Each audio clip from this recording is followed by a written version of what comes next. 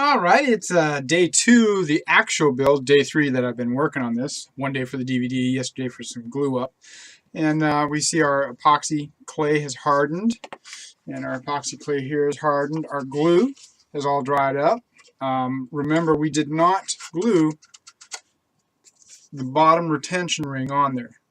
That still has to be able to come off so that we can do some adjustments as we need to with the tubes and stuff. And then all our holders and cams are all dry. Now we have to be careful with these. We don't want these to snap apart. They're fairly fragile. If I were to squeeze it here, it would probably snap it at the glue joint, but we don't want to try that and do that. All right. These do need to be able to fit onto our fin smoothly. So if they're a little tight, we definitely have to smooth them. I have not primed or painted yet, so that's what I'm getting ready to do with this. We're going to give everything a light sanding. On the inside of the cams, I'm going to give it a little bit heavier of a sanding, being very careful not to damage them. We're going to do some sanding on this. I still haven't decided whether I'm going to putty fill any of the joints. I probably won't. We're going to mark off our fin body area for painting, and I'm basically going to paint the fins from this mark here out. So they're going to get primed, and everything else is going to get covered with tape so that it does not get paint on it, except for maybe the bottom portion of the tube here. And we do need to sand this portion here on the tube. So I did a test fit earlier, and what I did is I slid it into a tube. Not the fin side of the tube, but the other side. Basically, I had the tube upside down like on the video instruction, so I could tell how much I have to sand before it'll fit on there. So I'm going to sand these off a little bit because they stick up a little bit to make it slide smoothly and not bind as it goes into the rocket. So I'm going to get some sanding going here, then I'm going to mask off, and I'll show you what it looks like when we mask off. The reason for masking is I don't want to get paint where I'm going to be putting glue. So I don't need any paint or primer on this section here. I'm going to mask that off so I can spray paint it, and I'm pretty sure I can manipulate this and paint it properly without any problems. And with these, I can put paint anywhere I want on them. Now, what's my idea is the fact that the wooden dowel only has to have glue on it to keep it from moving.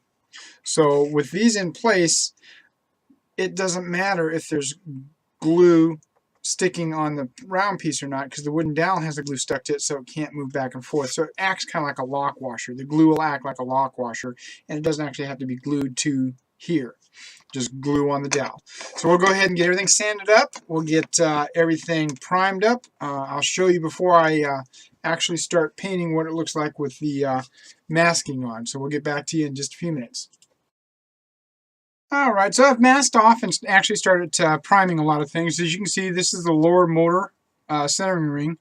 I taped the inside of the hole because we need that wood to be non-painted so that it'll adhere to the motor tube. And then I taped the outside of it because we need that to be able to adhere to the body tube. And then there's no glue paint on the inside, so I can glue that without too much issue. I'm not going to paint the little cams. I'm going to prime the little cams. I'm going to leave those alone.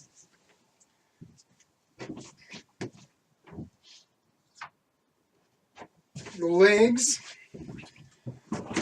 I tried to be as careful as I could, and I basically went at angles. So I took the can and I painted it this angle, and I spun it around and I painted it this angle, and then I ran it up this angle, and I turned it again and ran it this angle. And I just tried to get all the angles I could to get the paint everywhere I could. And I can go back and touch up a little bit here and there, and add where I need to add and take away where I don't need to worry about it.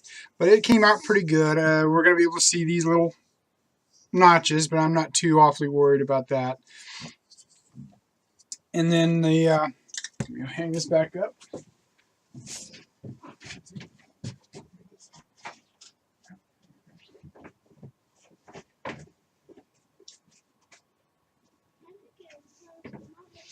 And then the holding pieces, you can see what I did is I taped the bottom, and I used a ruler and my thumbnail to push it into all the little notches so that anywhere where there was glue going to be needed to touch, There's no glue touching it, so now that's good to go.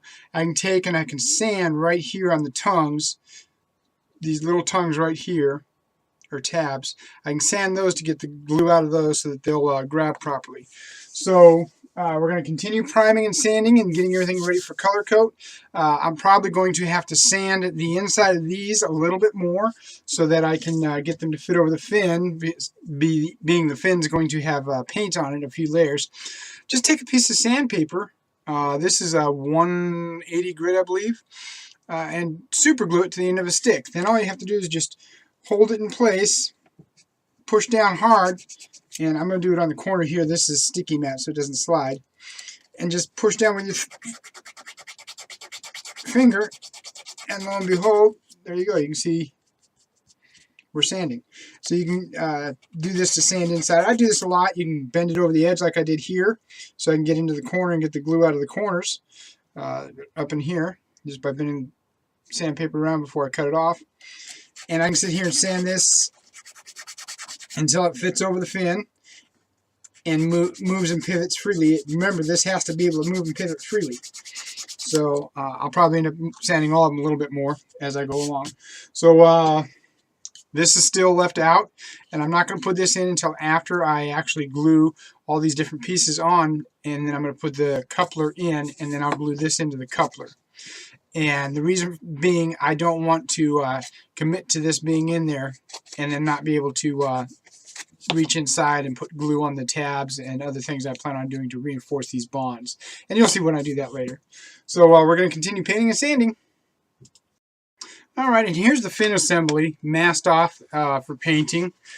Basically, I just ran the tape from the tab here to the tab back here, making sure to cover the upper tab because that's going to lock into the ring, and then all this wood is going to be glued on the inside. Now, I'm going to dry fit this into the body tube when I get ready to actually do that, and if I see any gray sticking down inside the body tube where I need to apply glue or any paint there, I'm going to take and I'm going to draw with an X-Acto knife on the inside of the body tube, just kind of score a line, then I'll sand that off from the outside, or I may end up using epoxy and do a wide bond fillet of epoxy. But so we've got this all taped off and painted with primer. Primer's drying right now. We're going to sand it and get busy on it. So continuing the priming and sanding.